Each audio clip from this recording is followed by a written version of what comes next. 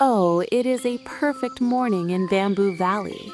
The sun is shining, the bamboo is swaying, and our favorite panda, Poppy, is standing in his kitchen holding the most beautiful sandwich the world has ever seen.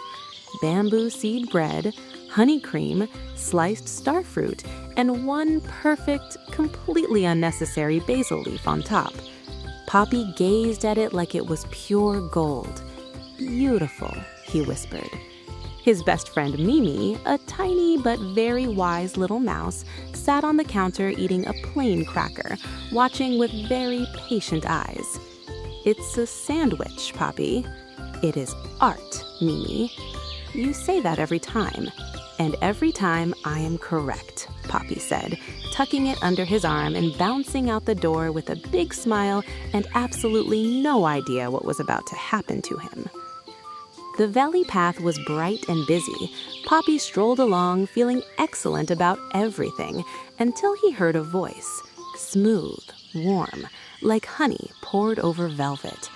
Well, would you look at that? Leaning against a fence post, wearing a smile like he'd just won something, was Finn the fox. Now, if you've never met Finn, here is what you need to know. Finn was charming, Finn was clever, and Finn was always looking for an opportunity. "Is that Poppy?" Finn said, like he could barely believe his luck.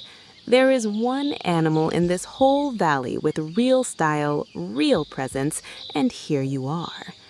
Poppy stood just a little bit straighter without entirely meaning to. Mimi, walking 2 steps behind, narrowed her eyes. She looked at Finn the exact way you look at a suspicious puddle before deciding whether to step in it.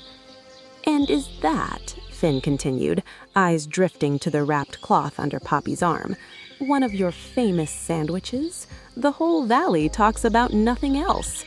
"They do?" Poppy gasped. Mimi opened her mouth. "Poppy, I would not—" "Someone with your talent," Finn said smoothly, cutting right across her, "deserves to be truly appreciated.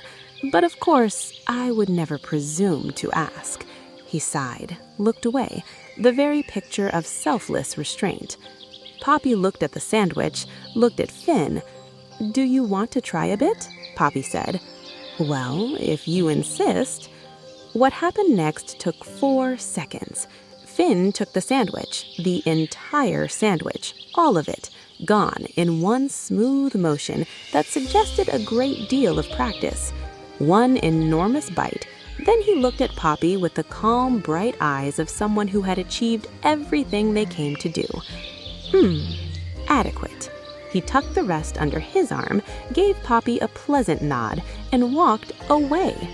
Poppy stood there, empty paws, mouth open. "Did he just—" Poppy started. "Yes," said Mimi. "The whole sandwich. Yes." "He said I had presents." "He did say that," Mimi agreed. "Finn is very good at his job." Down the path, Finn settled onto a sunny rock, eating Poppy's sandwich with great contentment.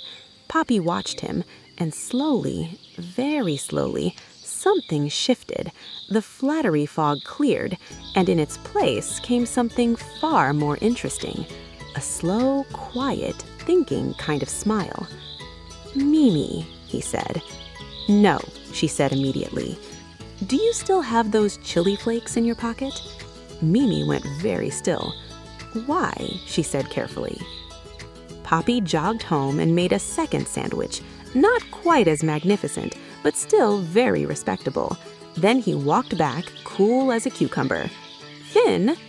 Finn looked up, immediately warm.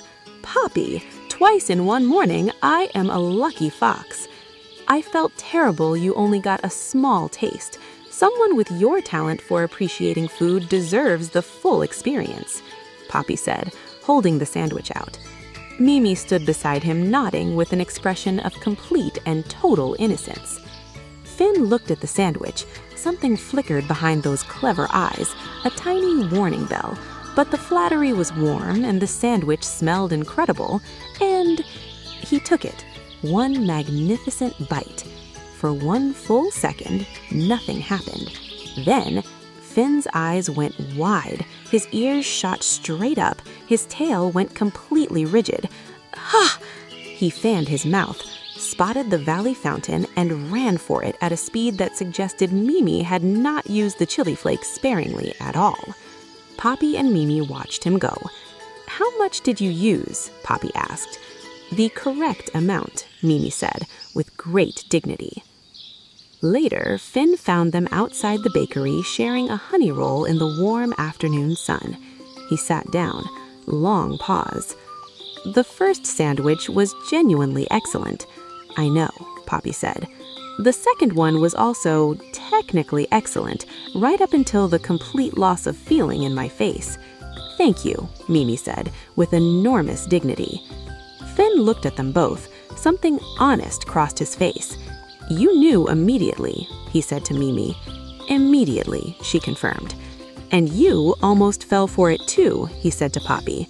"I did fall for it," Popy said cheerfully, "and then I unfell for it. That counts." Finn looked at him, then laughed, a real one, quick and surprised. "Fair enough, Panda," he said, straightening his collar. "Same time next week?"